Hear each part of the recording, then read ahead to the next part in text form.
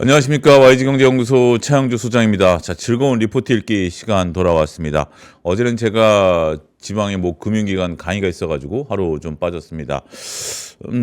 기업체라든지 금융기관 강의 요청해 주시면 가서 열심히 해보도록 하겠습니다. 오늘 굉장히 좀 중요한 리포트 두 개 앞부분 시작하도록 하겠습니다. SK증권에서 삼성전자 목표가를 30만 원으로 제시를 했고요. 그 다음에 하이닉스 목표가를 130만 원을 제시를 했습니다. 그 리포트를 들고 왔습니다. 물론 반도체와 관련해서 김정열 본부장님께서 자세히 잘 그동안 설명해 주고 계신데요. 리포트 내용들을 한번 좀 살펴보고 이러한 것들 중에서 우리가 또 혹시 놓치고 있는 것들은 어떤 것들이 있지 않을까라는 부분들을 한번 좀 살펴보도록 하겠습니다. 지금 제가 말씀드리고자 하는 것은 철저히 SK증권의 뷰라는 점을 거듭 말씀드리도록 하겠습니다. 자, 진행을 해보도록 하겠습니다. 삼성전자 목표가 30만 원. 지금 현재 국내 증권사에서 나온 우리가 리포트 중에서는 가장 높은 가격을 제시한 것으로 현재 지금 알고 있습니다. 물론 다른 증권사들이 또 앞으로 상향할 수 있긴 하겠습니다만, 지금 요 페이지, 지금 여러분들이 보고 계신 페이지는 삼성전자와 SK하이닉스의 공통된 페이지입니다. 같이 삼성전자랑 하이닉스의 같은 내용이다라는 점을 참고를 하시고 한번 보시죠. 과거와는 전혀 다른 메모리 산업이다라고 말씀드릴 수 있겠고, 메모리 산업은 과거와 전혀 다르다. AI는 기존의 HBM에서 DRAM, 랜드 전체를 활용하기 시작했다라는 겁니다. 용량, 대역, P99 지연, 그러니까 이제 이것이 이제 우리가 데이터 속도 지연 등 다양한 특성을 복합적으로 요구하기 때문이다. 메모리 위상이 격상된 것이다. 공급 부족 심화는 그 결과로 나타난다. 반면 공급은 점차 복합적으로 제약이 된다. 생산 믹스, 후공정, 선별이 얽혀 단순 웨이퍼 캐파가 아니게 되는 것이다 라는 부분들이죠. 이번을 놓고 보면 이제 우리가 AI는 HBM에서 DRAM, 랜드, 그러니까 메모리에 대한 부분들, 이게 다 메모리죠. 메모리를 어떻게 하느냐, DRAM을 쌓은 것이 HBM이고요. 랜드는 이제 기억 저장 장치죠. 이런 부분들에 따라서 이런 것들을 전체적으로 활용하기 시작했다라는 것들입니다. 따라서 AI를 구동하기 위해서는 과거 GPU와 HBM의 조합과 더불어서 이제는 랜드라든지 DRAM과 관련된 다양한 부분들이 꼭 필요하기 시작했다라는 부분들이죠. 그럼에도 불구하고 공급 부족이 지속되고 있다라는 것이 굉장히 여러 가지 의미를 나타낸다라는 겁니다.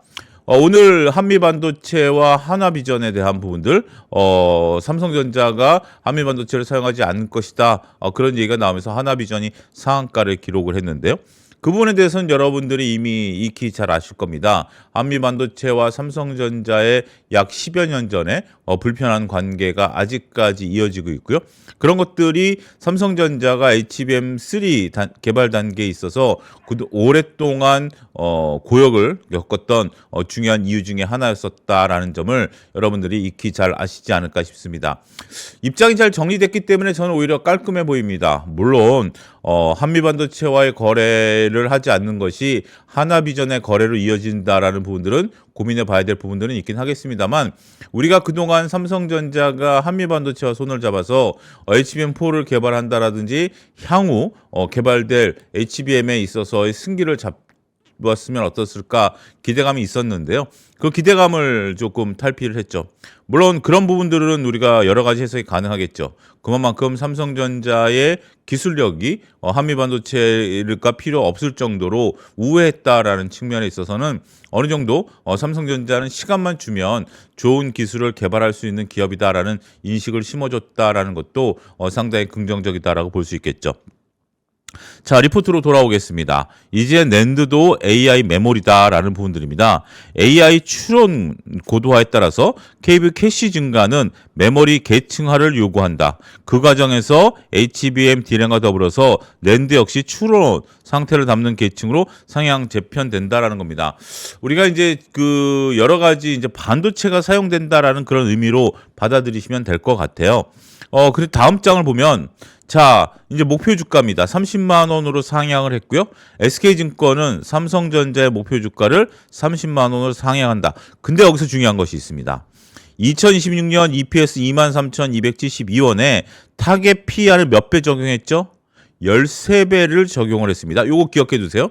타겟 PER을 13배. 지금 이제 EPS는 계속해서 지금 상향되고 있습니다. EPS는 계속해서 상향되고 있는 상태이기 때문에 상향된 EPS에다가 타겟 PER을 13배를 적용했다라는 거죠. 자, 이것은 EPS는 상향되고 타겟 PER 같은 경우 우리가 몇 배를 적용하느냐에 따라서 목표 주가가 달라질 수 있죠. 지금 시장 평균은 몇 배죠? 대략 한 11배 정도 됩니다. 11배 정도를 적용하게 된다라면 지금 대략 어느 정도가 되겠죠? 한 25만 원 정도 목표가가 나올 것으로 보여집니다. 그러면 다른 증권사들이 제시하는 평균 정도의 목표가가 나올 것으로 보여지고 있습니다. 대략 한 20만 원대 중반 정도의 목표가를 삼성전자가 제시하고 있기 때문에 아직까지는 그런 정도가 나타난다는 거죠. 12배를 적용하면 어떻게 되죠? 20만 원대 후반이 나오는 겁니다. 13배를 적용하니까 30만 원이 나왔다는 거죠. 그러면 이제 저희 3프로TV 시청자분들께서는 익히 아실 겁니다. 단순하게 삼성전자를 30만 원 제시했으면 30만 원까지 들고 가야지라는 것이 아니라 우리가 타겟 PER을 몇 배를 적용하느냐에 따라서 그리고 시장이 타겟 PER을 몇 배를 부여하느냐에 따라서 가격이 달라질 것이다. 그러면 우리는 어디에 집중을 해야 되죠? EPS가 과연 어떻게 변모하고 있느냐에 집중을 하고 여기에 타겟 PER을 몇 배를 적용하는 것은 시장에 맡겨야 돼요. 내가 이것을 부여하는 것이 아니라 이거는 시장에 맡겨야 된다라는 게 제 생각입니다. 그런 부분들을 잘 보셔야 되지 않을까 싶습니다. 공급자들의 낮은 재고와 AI 메모리의 구조적인 수요, 증설 여력 제한에 따른 가격 협상력이 예상을 크게 상회하고 있다라는 부분들입니다. 아직까지는 이제 공급자 위주의 시장이다 보니까 가격 협상력이 높다라는 거죠. 여러분들 뭐 잘 아시겠습니다만 삼성전자 공장 앞에 글로벌 유수의 기업들이 공급을 해달라라는 얘기들을 많이 하고 있다라는 것들 아니겠습니까? 그런데 이 가격 협상력이라는 것은 상대적입니다. 영원히 지속되지는 않습니다. 우리가 이제 디램이라든지 이런 것들이 어느 정도 수요가 충족되고 나면 다시 수요자 위주의 시장이 바뀌게 된다라는 거죠. 그러면 공급자와 수요자의 어떤 힘겨루기가 이렇게 막 이루어지는 상태에서 우리 흔히 영화라든지 이런 거 보면 있잖아요. 너 다음에 보자. 막 이런 거 있잖아요. 만약에 공급자 위주의 시장에서 이건 여담입니다만 너무 강하게 나가게 된다라면 나중에 수요자 위주의 시장에서 물론 삼성전자의 대안이 없기 때문에 그런 부분들은 다를 수 있긴 하겠습니다만 이런 부분들은 다르죠. 제가 과거 2차 전지 가지고 이제 그런 얘기를 했습니다. 2차 전지도 한때 공급자 위주의 시장이 있었죠. 또 한 가지 그런 부분이 있어요. 철근 같은 경우 우리가 한때 그 코로나 때 가격이 막 올라가면서 철근 업계가 GS건설이라든지 몇몇 건설업계 소송을 걸었습니다. 원가를 그 판매 단가를 올려줘야 된다. 그런데 그것이 이제 상황이 변하고 나니까 갑과 을이 변하고 나니까 이제 그런 것들이 오히려 그 업체들의 목줄을 죄는 이런 상황도 여러분 보셔야 될 것 같아요. 그러니까 지금 이제 제가 좀 약간 말이 좀 좀 빗나간 부분들이 있긴 하겠습니다만 이 내용을 보니까 이제 그런 것들이 떠올라서 말씀을 좀 드리는 거예요. 삼성전자나 하이닉스는 가격 협상권을 놓치지는 않을 거예요. 그렇지만 이런 부분들을 통해서 다른 산업과 관련된 부분들을 조금 여담을 드렸다라고 말씀드릴 수 있겠습니다. 2026년 영업이익은 208조. 지금 이게 어디까지 올라갔죠? 230조 정도 또 보는 증권사도 있는 것 같아요. 영업이익률은 40% 정도 되는데 요 숫자들, 그러니까 지금 여러분들이 반도체를 볼 때는 숫자들을 몇 개를 머릿속에 넣어 두셔야 될 것 같아요. 단순하게 목표 주가가 30만 원이라는 것이 아니라 30만 원의 근거는 PER이 13배, 그 다음에 영업이익은 208조, 영업이익률은 40%에 달할 것이다. 요게 이제 하나의 포고고요. 다른 어떤 리포트가 여러분들 마음에 드시면 요런 숫자들은 머릿속에 넣어두시는 것이 상당히 중요하다라고 말씀드릴 수 있겠습니다. 요것도 삼성전자와 SK하이닉스가 같은 내용입니다. 한국 메모리의 재평가 명분이 필요하다라는 겁니다. 특히 우리가 한국 메모리 재평가에 있어서 세트 교체 주기가 결정했던 수요는 이제 AI 시스템 운영 구조에서 비롯된다. AI 시스템에서 메모리는 성능 제고, 비용 효율의 직접 변수이다. 그러니까 우리가 그동안에 반도체 같은 경우 이제 세트 교체 주기에 따라서 이렇게 등락을 계속해서 타왔죠. 가까운 우리가 시그널을 보면 코로나 때 전반적으로 그 투자가 많이 됐었고 그러한 것들이 삼성전자의 한 4, 5년 정도의 주가의 조정기를 겪어왔었던 그런 부분들이다라고 말씀드릴 수 있겠습니다. 이런 것들이 어떻게 보면 경기 사이클이라는 소순환 주기 사이클에서 이제는 대순환 주기인 AI 사이클로 변모했다라는 겁니다. 그렇기 때문에 AI에서 메모리 수요는 더욱 구조화되고 이 가시성 재고를 견인하게 된다. 따라서 메모리 어닝 파워에 대한 우리가 전체적으로 상향될 부분들이다. 그리고 이런 것들이 단발성 계약들이 아니라 전체적으로 더 상반기내 가시화될 장기 공급 계약에 따라서 어닝에 대한 신뢰도를 더욱 높일 것이다라는 부분들이죠. 자, 여러분들 상식적으로 생각을 해보십시오. 만약에 반도체에 대한 수요가 줄어들거나 반도체에 대한 가격이 앞으로 떨어질 것으로 예상을 하면 기업체 입장에서 장기 계약을 하려고 들까요? 장기 계약은 누가 서로에게 윈윈이 될 경우에만 장기 계약이 이루어지는 겁니다. 납품처 입장에서는 앞으로 가격이 올라간다 하더라도 최소한의 물량을 담보받기 위해서 장기 계약을 선호하는 경우가 있고요. 그 다음에 물건을 납품받는 입장에서는 가격이 올라간다라면 현재 가격에서 고정된 가격으로 물론 이제 어느 정도 반영을 한다 하더라도 장기 공급 계약을 한다라는 거죠.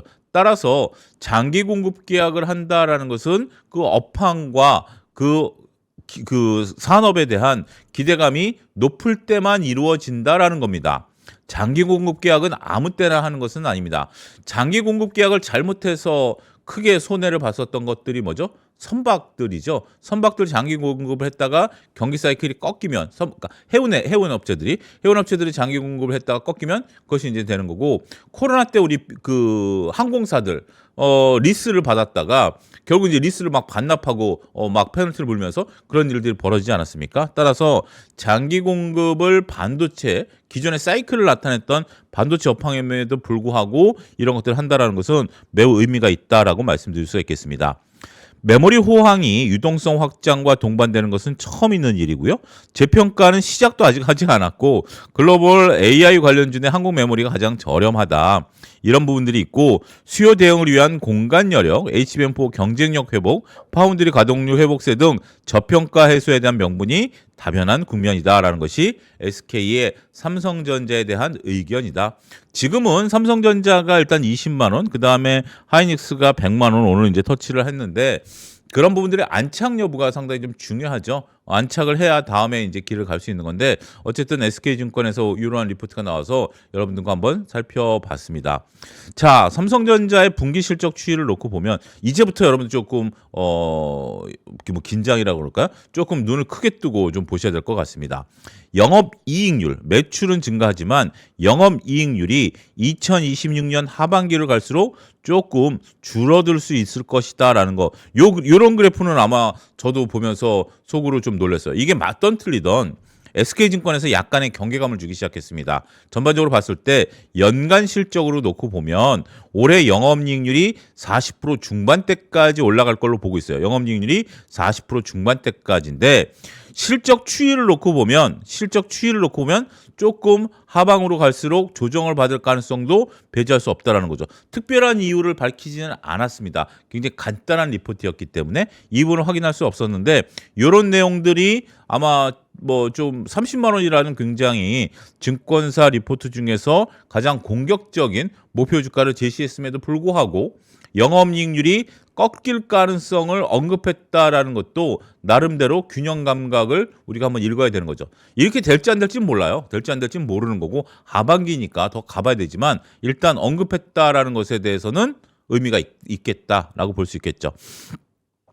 EPS 같은 경우 23,000원, 목표 주가 13배 이렇게 만들었다라는 거고 그러면 이런 것들을 한번 좀 보죠. SK하이닉스와 삼성전자 이건 이제 같은 내용이에요. 같은 내용인데 지금 이제 삼성전자 리포트에 이게 나와 있어서 그 제가 갖고 왔는데 여기 SK하이닉스 적혀 있네요. 아마 이거는 그 증권사의 오타인 것 같은데 PL 보면 이건 의미가 있어요. 이런 의미로 보시면 될 것 같아요. 전반적으로 주가가 우리가 가만히 있었을 때 EPS가 올라가면 PR이 떨어지고 PR이 올라가면 EPS가 떨어지면서 주가가 현재 유지가 됐었던 수준인데요.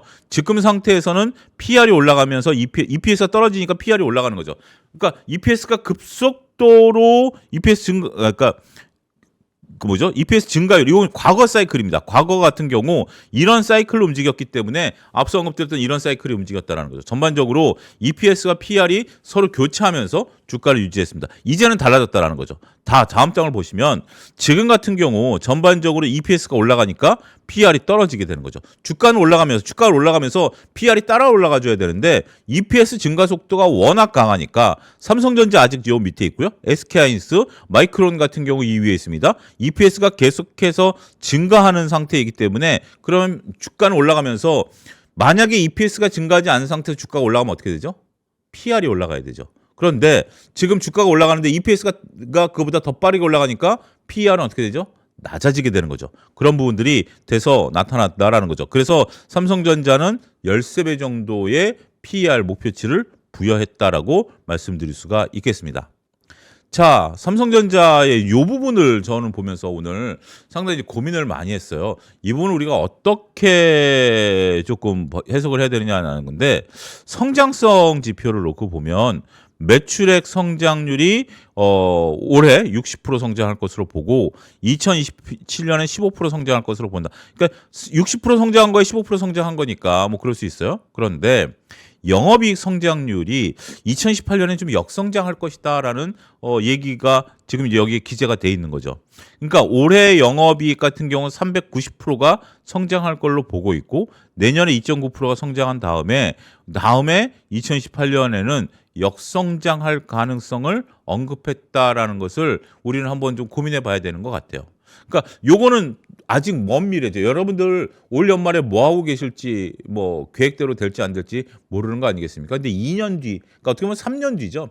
3년 뒤에 뭐 하고 있을지 이것은 예측한다라는 것은 어려운 거예요. 그렇지만 그럼에도 불구하고 역성장에 대한 얘기가 나왔습니다. 이 부분을 한번 나중에 SK증권은 제가 기록해 놨다가 이 부분이 어떻게 변하는지 그리고 이 부분에 대한 언급이 혹시 나오게 된다라면 가장 먼저 우리는 뭐 당일날 나온 리포트를 당일날 소화하니까 3%에서 말씀드리겠다라는 것을 약속드리도록 하겠습니다. 전반적으로 나머지 지표들은 계속해서 성장하는 지표들이 나와 있기 때문에 특별히 우리가 볼 필요는 없는 것 같아요. 하지만 우리가 영업이익은 좀 나눠. 근데 이쪽 재밌는 거는 뒤에 가서 하이닉스를 보면 또 다른 재밌는 효과가 나타납니다. 자, 하이닉스입니다. 나머지 부분들은 동일해요. 두 리포트가 그러니까 이제 SK증권에서 두 리포트가 나왔기 때문에 앞부분에서 이제 목표 주가 나오는 것만 좀 다릅니다. 목표 주가를 160만 원 조정했고 EPS 18만 113원에 타겟 PR 몇 배를 적용했죠? 9배를 적용했습니다. 9배를 적용했다라는 것은 지금 시장보다 상당히 저평가되어 있는 PR을 적용시켰기 때문에 여기서 시장 평균, 그러니까 우리가 뭐 반도체 평균이라고 그럴까요? 아니면 그냥 시장 평균 11배를 적용한다 하더라도 아직 이거보다 그럼 160만 원 더 올라가는 거죠. 160만 원보다 더 올라가는 거의 200만 원 가까이 올라갈 수 있는 거기 때문에 11배를 적용하면 200만 원까지 올라가는 거죠. 이 부분을 여러분들이 잘 머릿속에 찾고 계산하시면 돼요. 요건 이제 김정일 본부장님께서 말씀하시는 스타일인데 PR이 11배가 되면 우리가 하이닉스에 대한 목표가는 얼마다? 200만 원이 된다. 이렇게 보셔야 될 것 같아요. 근거는 2016년 판가 전망을 상향했다라는 것들이고요. 공급사들의 낮은 재고와 AI 메모리의 구조적인 수요, 증설력 제한에 따른 가격 협상력이 예상을 크게 상회하고 있기 때문에 이러한 목표가를 제시했다라는 겁니다. 영업이익 176조, 영업이익률 72%를 전망한다. 뭐 우리가 앞서 뭐 200조, 100, 그럼 둘 다 합치면 한 400조 되는 것 같아요. 400조 정도 영업이익까지 지금 나타난 거기 때문에 영업이익과 관련해서는 굉장히 현재 그 공격적인 그런 부분들을 나타내고 있다라고 말씀드릴 수가 있겠습니다. 하이닉스에 대한 분기 실적 추이 및 전망을 놓고 본다라면 전반적으로 분기 실적은 앞으로도 계속해서 고성장할 것으로 보고 있고요. 연간에 대한 실적 전망치도 우리가 2023년을 저점으로 해서 2024년서부터는 굉장히 공격적으로 증가하는 리포트가 나왔다라고 말씀드릴 수가 있겠습니다. EPS는 18만 원의 목표 9배를 적용해서 160만 원을 적용했다라고 말씀드릴 수가 있겠습니다. 자, 매출액 성장성을 지표를 보면 아까 2028년까지 제시를 했는데 지금 이제 하이닉스는 2017년까지만 제시를 하고 있는 상태입니다. 매출액 성장률 같은 경우 2026년에 150% 증가한 이후에 15% 증가할 것으로 보고 있고요. 영업이익은 270% 증가한 상태에서 9.3% 증가할 것으로 보고 있습니다. 나머지에 대한 성장 스토리는 대부분 비슷합니다. 하지만 2027년서부터 우리가 전반적으로 ROE도 좀 꺾이고 이런 부분들에 대한 부분들이 좀 나타나는 거니까 아무래도 2026년 지나고 나면 지금 상태에서는 저는 이렇게 해석합니다. 삼성전자가 됐던 하이닉스가 됐던 두 기업들에 대한 평가는 2026년 말에 가면 다시 한번 이루어지지 않을까 싶습니다. 지금 2025년 대비해서 2026년 특히 삼성전자에 대한 가치평가가 달라졌죠. D램에 대한 가격이 올라가니까. 그리고 하이닉스 같은 경우 여전히 강하게 거품을 타지 않은 HBM에 대한 트리거가 살아있으니까 긍정적인 모멘텀이 나타나는데 2026년 하반기로 가서 2017년으로 가면 진짜 어디서 거품이 나타날 수도 있는 거고요. 그 다음에 우리가 뭐 데이터 센터라든지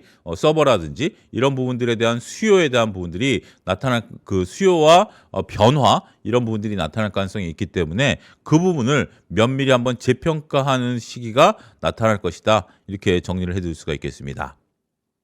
삼성 SDI입니다. 우리가 삼성 SDI를 한번 다뤘는데요. NH투자증권에서 또 얘기가 나와서 한번 또다시 살펴보도록 하겠습니다. 지금 이제 지난번 설명드린 것처럼 실적 시즌이 일단락되고 나니까 대형주 위주의 차분한 리포트들이 좀 나오고 있습니다. 그래서 때로는 리포트가 반복되긴 합니다. 하지만 반복된다 하더라도 두 가지 관점이 있습니다. 하나는 여러 증권사들의 의견을 볼 수 있다는 거고요. 또 하나는 한 증권사에서 지속적으로 추적 관찰하는 상황에서 변화가 혹시 있는 것인지 아니면 변화 없이 그 비율을 유지하고 있는 것인지 그 부분을 살펴보는 것이 하나의 관전 포인트다라는 점을 말씀드릴 수가 있겠습니다. 이건 언제까지 이런 것들이 나타날까요? 3월 말까지 나타날 겁니다. 4월부터 되면 뭐 우리가 이제 1분기 실적에 대한 전망치들 이런 것들 나오고 4월 중순서부터는 실적들이 나오면 그 다음부터 이제 실적이 나오니까 어떻게 보면 이게 리포트들이 그런 유행을 타는 거예요. 실적 시즌이 나타나게 된다라면 전반적으로 이제 실적에 대한 부분들이 나타나고 그렇지 않을 때 공백기에는 대형주 위주의 작은 수량이 적은 수량의 리포트들이 나온다 이렇게 정리해 드릴 수가 있겠습니다. 다양한 응용처 확장 전개로 삼성 SDI로 돌아왔습니다. 48만 원 목표가를 상향을 했고요. 투자 의견은 바이를 유지합니다. 목표 주가는 7% 상향을 했습니다. 삼성 디스플레이 지분 매각을 추진한다라는 것이 하나의 내용이에요. 이 부분에 대해서 우리가 지분 가치를 감안해서 전반적으로 올라간다라는 내용들이고요. 중요한 것은 지금 삼성 SDI를 우리가 삼성 디스플레이 지분 처분에 대한 부분들을 보는 건 아니죠. 중요한 것은 바로 이 빨간색 내용부터 있습니다.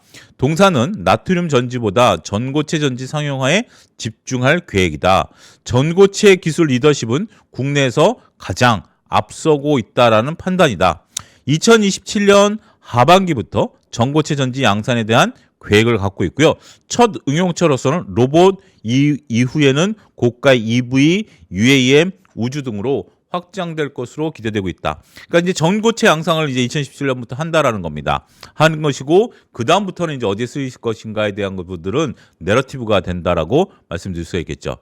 자, 1년 앞으로 다가온 전고체 전지 양산. 동사는 2013년 수원 전고체 파일럿 라인에서 시제품을 생산에 돌입한 이후에 여러 고객사에 샘플 공급하면서 테스트를 진행한다. 스펙은 아직 정확히 나타나고 있지는 않습니다만 에너지 밀도가 이 정도 되는 것들이고 450에서 500 H아워 정도, 그다음에 이제 900 H아워 정도, 9분 만에 80%까지 충전한다. 2000회 이상 충전 사이클이 나타난다는 거죠. 그래서 여기에 이제 추가적인 자금을 투자 집행을 통해서 2017년 하반기 양산을 나타낼 것이다. 초기 생산 능력은 아직까지는 좀 미약할 수 있지만 이 정도가 어느 정도냐면 전기차 한 10,000대 정도 수준, 휴머노이드 로봇 25만 대 정도 수준에 해당하는 거다. 그러니까 우리가 전체적으로 봤을 때 로봇과 관련된 기대감이 상당히 큰 것은 사실입니다. 그럼에도 불구하고 전체적으로 봤을 때 로봇에 들어간다라는 것은 이것은 여러분들이 상당히 좀 의미가 있죠. 전기차 기준으로 10,000대인데 휴머노이드 기준으로 대략 한 25만 대 정도 된다라는 거죠. 그러면 전기차가 10,000대면 많은 건가요? 적은 건가요? 뭐 보는 상황에 따라 다르죠. 근데 휴머노이드 로봇이 25만 대다 적은 건가요? 많은 건가요? 저는 좀 다소 많다라는 생각이 듭니다. 그러면 휴머노이드 로봇 25만 대와 전기차 1만 대를 바꿀 정도라면 휴머노이드 로봇에 들어가는 로봇에 대한 부분들이 대세가 될 가능성이 있느냐라고 하는 부분들에 대해서는 한번 고민을 해봐야 되는 부분들 아니겠습니까? 전체적으로 전기차가 1만 대 정도 되는 것도 그렇게 쉬운 부분들은 아니겠습니다만 전기차로 들어가는 수량을 휴머노이드로 돌렸을 때 과연 대세적인 부분들이냐라는 부분들은 좀 다르겠다라고 말씀드릴 수 있겠죠. BMW가 삼성 SDI라든지 솔리드 파워와 함께 전고체 실증을 위한 업무 계약을 체결했고요. 2027년부터 본격적인 양산 계획이다. 최근 CAT의 조달 비중을 늘려가고 있던 BMW의 행보 감안 시 삼성 SDI 기술 리더십이 인정받는 사례로 보일 것이다. 요거는 이제 앞으로 좀 기대감을 충분히 반영한 그러한 내용들이 아니겠나라는 것들이죠. 자, 이제 이 부분이 이제 표가 나와서 제가 이 부분을 갖고 왔습니다. 에비타 이익에 대한 부분들 말씀을 드리면서 감가상각비에 대한 부분들이죠. 그럼 삼성 SDI에 대한 부분들을 놓고 보면 영업이익은 소형전지, 전자 재료 부분에서 올해 이익이 날 것으로 보고 있습니다만 소형전지에 대한 투자는 8천억, 중대형전지에 대한 감가상각비는 그러니까 투자에 대한 비용 처리죠. 감가상각은 8천억, 1조 2천억, 1조 한 3천억 정도 나오고 전기전자 재료에 대해서는 1230억 정도죠. 그러면 에비타 이익은 요거 두 개 더 하시면 됩니다. 그러니까 여러분들 여기서 보시면 에비타에 대한 개념이 없으시면 뭐냐면 에비타라는 것이 원래 이자, 세금, 감가상각을 제외하기 전의 이익이거든요. 근데 시장에선 간단하게 감가상각을 감안하지 않은 이익이다라는 거죠. 영업이익이 나타났는데 여기서 감가상각을 더해주면 에비타, 그러니까 감가상각을 더해주면 에비타 이익이 나온다는 말이 무슨 말이냐라고 보면 감가상각은 비용을 투자한 다음에 몇 년 동안 그 비용을 균등하게 떨어주는 행위입니다. 실질적으로 비용이 들어가는 시점과 비용을 처리하는 것에 대한 것이 시간 갭이 발생하는 거죠. 그래서 지금 삼성 SDI 같은 경우 우리가 중대형 부분에 있어서 전체적으로 봤을 때 중대형 전지에 대해서 영업이익이 적자지만 비용을 1조 2천억을 떨다 보니까 이렇게 4천억의 적자가 나타난 거죠. 둘을 더해주면 8천억의 이익이 발생했다라는 겁니다.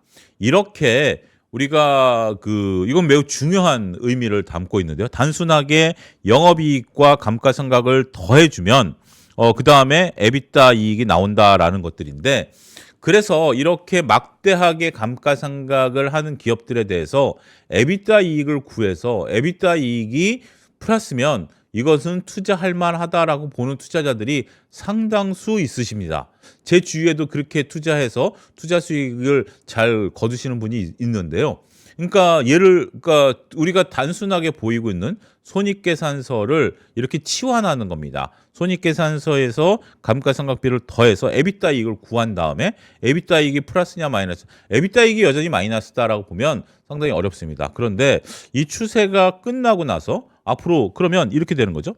전체적으로 중대형 이익 같은 경우 2026년에 8천억에서 감가상각이 있음에도 불구하고 이익이 전환되니까 영업이익은 어떻게 되죠? 중대형 전지가 1조 7천억까지 늘어나게 된다라는 거죠. 에비타 이익이 늘어나게 되니까 크게 나타나니까 글쎄요, 이거는 보는 방법에 따라 다른 겁니다. 그러니까 이제 우리가 하나의 재무제표, 손익계산서를 그냥 그대로만 보는 것이 맞다라고 주장하시는 분들이 계세요.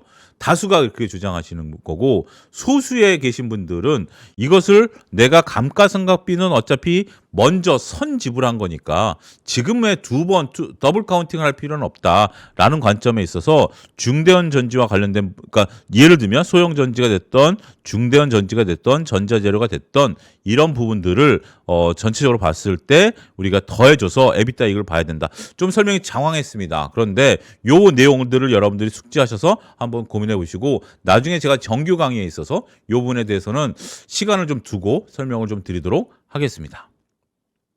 자, 삼성 SDI 같은 경우 우리가 전체적인 손익계산서를 안 볼 수가 없죠. 지난번에 살펴봤었던 증권사에서도 2027년에 영업이익이 흑자 전환된다라는 내용들이 나왔었습니다. 역시 마찬가지고요. NH투자증권에서도 삼성 SDI에 대해서 우리가 영업이익이 흑자 전환된다라는 그런 부분들이 있어서 요 부분도 가져왔어요. 그러니까 삼성 SDI가 오늘도 한 7% 정도 올랐죠. 오른 이유가 뭐 여러 가지 몇 가지 이유가 있었긴 했습니다만 뭐 외국인들 매수세도 상당 부분 들어왔죠. 그러니까 결국 외국인들이 들어오는 것들 중에 하나는 이런 리포트를 통해서 아, 이 기업이 괜찮구나라는 생각 속에 여러 가지 내러티브가 붙으니까 가장 먼저 가장 많이 산 그런 주식이 됐다라는 설명이 가능하지 않을까 싶습니다. 저희가 삼성 SDI를 다룬 지 벌써 한 2주가 넘었습니다. 따라서 3프로TV에서 저와 같이 삼성 SDI에 대해서 분석을 한번 해보셨던 분들 입장에서 보면 오늘 삼성 SDI 주가가 강했을 때 많은 분들이 궁금해하셨을 때 아, 영업이익이 개선되니까 그리고 전고체로 간다. 그리고 그때 당시 어떤 내용이 있었죠? 스텔란티스의 라인을 우리가 ESS로 바꾼다. 따라서 ESS와 관련된 부분들이 앞으로 추가적인 퍼포먼스를 볼 것이다. 이런 내용들 다 학습하지 않았습니까? 그런 것들을 떠올리셨다라면 충분히 오늘 상승에 동참하실 수도 있었지 않았을까 그렇게 말씀드릴 수가 있습니다. 자, CS 베어링입니다. CS 베어링 9,700원 목표 주가를 제시를 했고요. 연결 기준과 매출액 같은 경우 각각 337억, 37억, OP 마진 11%를 기록했다라는 겁니다. 뭐 간단하게 요 종목은 살펴볼 예정입니다. 연간 기준 매출과 영업이익은 각각 2025년 1,200억으로 기록하면서 역대 최고의 영업이익을 달성하면서 오늘도 주가가 나름대로 견조한 퍼포먼스를 보였다라고 말씀드릴 수가 있겠습니다. 앞으로 수익성이 개선되면서 고객사도 다변화될 것이다라는 것이 삼성증권이 CS 베어링에 대한 얘기입니다. 베트남 공장의 설비 이전이 2014년에 마무리됨에 따라서 2013년 4분기에 약 20%까지 떨어졌던 가동률은 이제 점차 회복하고 있는 거죠. 그리고 이제 G항 매출이 우리가 다소 하락했었던 부분들이 있습니다. 그러나 고객사가 점차 다변화되고 있다라는 부분들, 그 다음에 우리가 향후 G와 더불어서 베리타스의 매출도 증가할 것으로 기대하고 있죠. 베스타스죠. 베스타스 매출도 증가할 것으로 기대하고 있죠. 따라서 동사에 대한 충분한 수주가 확보될 경우 베트남 생산 시설에 대한 증설 계획도 있다랍니다. 그러니까 이제 지난번에도 말씀드렸던 것처럼 증설을 한다라는 것은 단순하게 결정하는 것은 아닙니다. 그리고 지금 베트남 공장에 대한 이전 설비가 마무리된 상태에서 계속해서 고객사가 늘어나게 되면 캐펙스 투자를 할 것으로 보고 있고요. 이러한 것들은 베트남의 우수한 원가 경쟁력 및 낮은 인건비를 토대로 수익성이 개선될 것이다라는 부분들이기 때문에 양적, 질적 성장이 모두 개선되는 구간이다. 그러니까 공장 이전 이후에 앞으로 우리가 여기에 대한 캐펙스 투자가 늘어나서 캐펙스 투자가 늘어나면 뭐가 늘어나죠? Q가 늘어나죠. Q가 늘어날 수 있는 부분들을 만들어내게 된다라면 새로운 시대가 열린다라는 거죠. 그러면 이러한 뉴스에 어떻게 반응해야 될까요? CS 베어링에 대해서 앞으로 투자가 늘어날 것이다라는 부분들에 대해서 단기로 대응을 해야 될까요?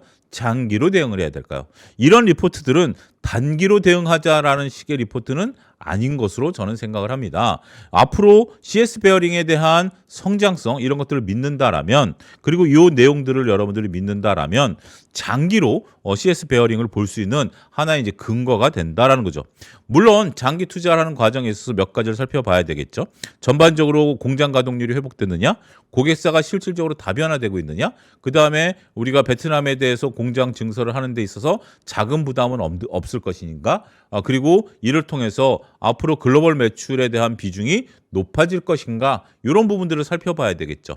그런 것들이 장기 투자입니다. 장기 투자는 투자해놓고 그냥 장을 담그는 묻어두기만 하는 것이 아니고 이런 내용들을 체크를 하고 이런 내용들이 만약에 처음에 계획과 다른 부분들이 나타나면 어떻게 되죠?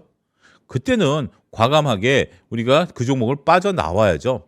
우리가 사람 관계도 장기간 지속될 것으로 보고 연인 관계도 그렇고 친구 관계도 그렇습니다만 아닐 때는 과감한 손절도 때로는 하는 경우가 있지 않습니까? 주식은 그거보다 더 쉽게 손절을 해야죠. 우리가 이제 인간관계보다 더 쉽게 손절해야 되는 게 주식임에도 불구하고 더 어렵게 손절하는 것 때문에 고통받는 경우가 많지 않습니까? 그런 부분들을 잘 고려해 보셔야 되지 않을까 말씀을 드릴 수가 있겠습니다. 한미글로벌입니다. 지금 뭐 원전주 관련해서 우리가 상당히 좀 관심을 좀 갖고 있고 최근에 주가 퍼포먼스가 나름대로 견조한 흐름들을 좀 보이고 있는 한미글로벌을 한화증권에서 리포트를 냈기 때문에 오늘 살펴보도록 하겠습니다. 한미글로벌의 4분기 매출액은 1,100억이고요. 영업이익은 44억으로 전년 동기 대비해서 1.8%, 53% 줄어들었다. 우리가 매출액에서 매출액이 줄어들면 영업이익은 더 크게 줄어들어야 된다는 것도 고정비 효과다는 거죠. 반대로 매출이 늘어나면 영업이익은 더 크게 늘어나야 된다. 이 역시 고정비 효과다라는 거죠.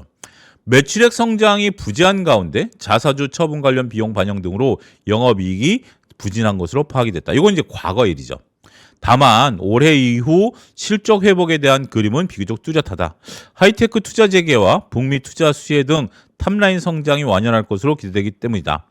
2025년 3분기 누계 해외 매출은 사우디의 일시적 공백과 미국의 매출 성장 부재 영향으로 와이어의 4%대에 그쳤지만 올해 다시 성장할 것이다. 그러니까 이제 작년까지는 별로 안 좋았어요. 그래, 안 좋은 건 인정하자. 안 좋은 건 인정하는데 그러면 올해 어떠냐? 올해도 안 좋냐? 아닙니다. 올해는 좀 다르다라는 부분들 말씀드리도록 하겠습니다.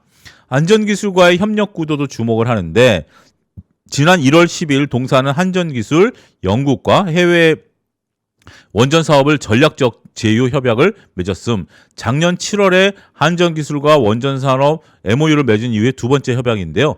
글로벌 원전 시장 진출에 염두에 둔 행보로 해석이 되고 있고요. 이를 바탕으로 신규 원전산업 참여도 연내 가시화될 것으로 예상이 됩니다. 작년 루마니아 노후원전 성능 개선 사업 이후에 신규 원전으로는 첫 진입이 될 것이다. 그러니까 이제 기존에 이제 루마니아 이후에 될 것으로 보고 있고 글로벌 플레이어로서의 자리매김도 기대해 볼 것이다. 따라서 동사는 2022년 원전 전단 TF를 설립한 이후에 2023년 그룹으로 승격했고요. 작년 말 에너지 인프라 사업팀을 에너지 사업부, 기존의 원전 그룹을 원전 사업단으로 재정비하면서 이런 것들을 이제 만들어내기 시작했다라는 거죠. 결국 회사가 TF로 처음에 했다가 한 사업단이 했으면 이들에게는 어떤 미션이 부여가 될까요? 여러분들 회사 다녀보신 분들은 알죠. 밥값을 해라라는 거죠. 밥값을 하지 못하면 어떻게 되죠? 이 사업단은 존재가 부실해지는 거예요. 밥값을 한다는 건 뭐죠? 영업을 뛰어라는 얘기죠. 영업을 뛰어서 매출과 영업이익을 만들어내라라는 겁니다. 매출과 영업이익을 만들어내기 위해서 뛰기 시작하면 이들이 가만히 있을까? 그러니까 기존의 사업부가 있었으면 그 부분에서 새로운 매출과 영업이익을 할 수 있는 부분들이 있긴 하겠습니다만 새로운 사업부가 생겼잖아요. 그럼 새로 임원들 오시고 새로 이제 으쌰으쌰해서 뭐 소주도 한 잔 먹으면서 의기투합하지 않았습니까? 그러면 이들이 결코 이렇게 한전기술과 MOU도 맺고 전략적 제휴 협약도 맺은 상태이고 현재 지금 글로벌 원전 시장이 상당히 뜨거운 핫한 시장이 된 상태다라면 한미글로벌의 매출과 영업이익이 이 분야에서 나타날 수 있을 가능성이 저는 높다라고 생각을 합니다. 그래서 단순하게 이런 것들을 에너지 사업부라든지 원전 사업단을 만들었다라는 것을 그냥 우리가 한 귀로 듣고 한 귀로 흘릴 것들이 아니라 그들이 만들어갈 미래, 그들이 만들어갈 내일에 대한 기대감을 갖는다라면 상당히 조금 귀추가 주목되는 부분들이다라고 말씀을 드릴 수가 있겠습니다. 투자 의견 바이오와 목표 주가 31,000원을 유지했다라는 겁니다. 우리가 이제 예상 BPS의 목표 주가 1.4배를 적용해서 산출했는데 기존 사업 부분의 실적 개선이 예상되는 가운데 원전이라는 신규 사업이 얹어지는 그림은 밸류에이션이 낮은 동사 주가에 매우 긍정적이다라고 판단이 되는 거죠. 역시 하나증권 애널리스트도 저와 같은 생각을 하고 있는 겁니다. 원전이라는 신규 사업의 그림이 얹어지게 된다라는 부분에 대해서 한번 관심을 가져보자라고 말씀드릴 수가 있겠습니다.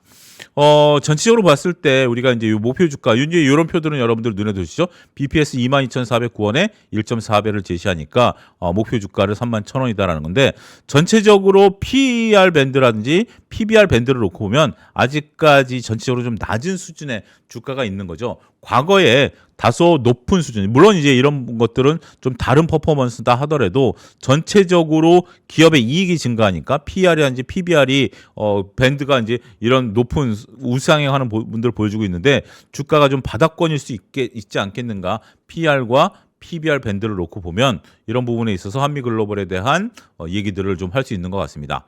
마지막 그림을 살펴보게 된다라면 2025년 3분기 누계 기준 해외 매출 비중을 보면 미국이 50%고요. 영국과 사우디, 중동 부분에 있어서 이런 부분들이 펼쳐 있는데 이런 부분들에 있어서의 앞으로 퍼포먼스가 다양화되는 부분들을 기대해 볼 수 있겠다라고 말씀드릴 수가 있겠습니다. 자, 오늘 이제 준비한 자료는 여기까지인데요. 우리가 이제 계속해서 이제 실적 시즌이 끝나고 나서 리포트 수량이 많지는 않습니다. 오늘 삼성전자 하이닉스 리포트들이 좀 몇 개 나왔고요. 코스맥스 관련된 리포트도 나왔고 몇 가지 이제 리포트들이 한정된 리포트들이 나오고 있기 때문에 요럴 때 리포트들을 잘 살펴보실 필요가 있어요. 한정된 리포트들이 나오면 여러분들이 펀드 매니저나 외국인 투자자라면 볼 수 있는 리포트 수가 줄어들죠. 실적 시즌에는 리포트가 막 옆에 막 20-30개가 쌓여 있는데 지금은 대략 한 20개 정도 20개 미만의 리포트들이 있으면 떠들어 볼 만한, 그러니까 이제 펼쳐볼 만한 그런 리포트들이 좀 있고 그런 것들 중에서 좀 새로운 내용들이 나타나게 되면 그런 부분들이 관심을 받게 될 수도 있기 때문에 리포트 공부 꾸준히 하시면 여러분들에게 도움이 되는 시장이다. 지금 어떻게 보면 시장에서 가장 여러분들의 고민 중에 하나, 저도 이제 마찬가지고요.